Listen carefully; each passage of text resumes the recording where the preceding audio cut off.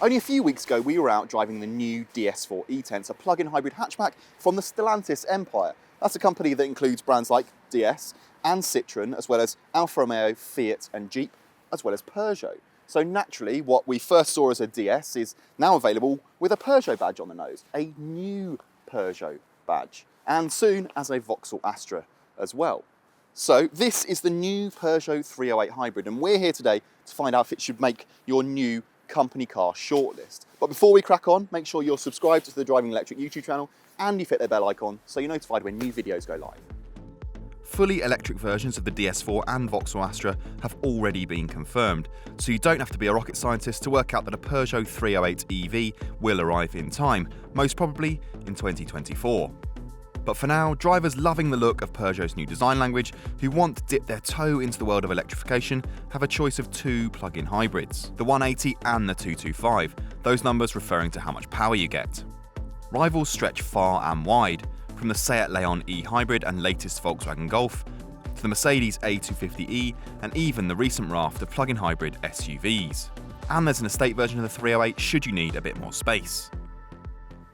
Speaking of space, we're going to turn this review on its head for a moment and we're going to look at the boot. Now, as usual, it is a little bit smaller back here than in the equivalent petrol or diesel model, but it's not too bad. 412 litres in the petrol model versus 361 here in the hybrid. Now, that's not as big a compromise as you'll make with a Mercedes A-Class and nowhere near the compromise that you're going to have to make if you go for a Seat Leon.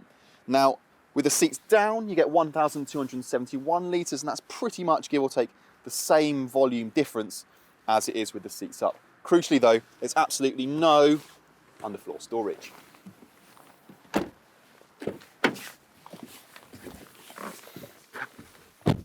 But it's in here that I think you'll find the biggest problem with the 308, certainly if you plan on carrying adult passengers for any length of time. We found it with the DS4 and with the Astra when we tried that in a studio, but these Stellantis hatchbacks just don't feel very big back here. There's not much knee room, headroom is okay, but on the plus side, these seats are really comfortable and you get a couple of USB ports down there. The new 308 starts from around £24,000, but for that you get a petrol engine and no plug. In what seems like typical fashion, you can't pair the most basic trim with the hybrid powertrain either, so you'll need to upgrade from Active Premium to Allure if you want to enjoy the benefits of zero emissions driving. Prices for the hybrid 180 Allure start from $33,000, rising to £38,800 for the more powerful GT Premium car that we've got here. It's the cheapest hybrid that we would recommend though.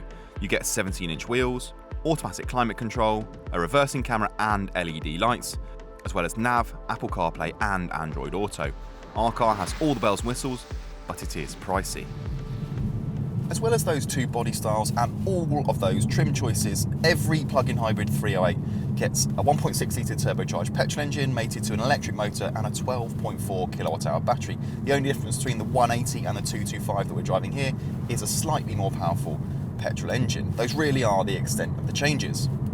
The battery isn't huge by modern standards, but it still means that this 308 weighs significantly more than its petrol or diesel counterparts, and you can feel that through the corners. It's not a deal breaker though, because the small steering wheel makes the car feel quite agile and body control is pretty good as well. Where the DS prioritises comfort and can feel a bit soft and sloppy at times, the Peugeot just strikes a nicer balance between ride and handling. Power delivery is good, 0 to 62 miles an hour takes less than 8 seconds, and while you do get that occasionally clunky switch between petrol and electric, that's quite common in cars like this. The swell of torque from the electric motor means it's plenty quick enough to keep up with traffic. The cabin is much improved over the old 308 and in all cars centres around a 10-inch infotainment touchscreen. Quality is actually really good, save for a few cheaper plastics in the lower reaches of the cabin, but everything you touch feels crafted to a decent standard. Now, this wouldn't be a modern Peugeot without the iCockpit dashboard, so that means you get a small steering wheel and some raised dials which kind of sit above the steering wheel, so you kind of look over rather than through. And while it's great, in theory it might not suit everyone. Drivers of average height or shorter may find that they need to raise the seat up a little bit more than they might otherwise, or lower the steering wheel right into their laps. But if you're a little bit taller like I am, it actually works really nicely. Peugeot claims a pure electric range of up to 37 miles, though in our experience on a full battery, the 308 was capable of closer to 25. Regardless though, that should be plenty for most urban commutes, and if you top it up regularly, you could beat the maker's claim of 266 miles per gallon. The important thing is that those numbers mean a low 11% benefit in kind tax rate, making this an incredibly appealing company car proposition. As plug-in hybrids, none are eligible for the government's plug-in car grant, but neither are they subject to higher road tax for models costing £40,000 or more. As standard, the 308 comes with a 3.6 kilowatt onboard charger. The customers can upgrade to a faster 7.4 kilowatt charger if they so wish. The thing is, given the size of the battery, you're rarely going to want to charge it particularly quickly. Regardless, upgrading only reduces the charge time from 3.5 hours to 2, so most people will just top up overnight. If you're in the market for an accomplished family car and aren't swayed by the plethora of plug-in SUVs, then the 308 should tick a lot of boxes. It's well built, it's nice to drive, it's pleasantly economical, and it undercuts its DS sibling, if not all of its rivals, by a good few £100.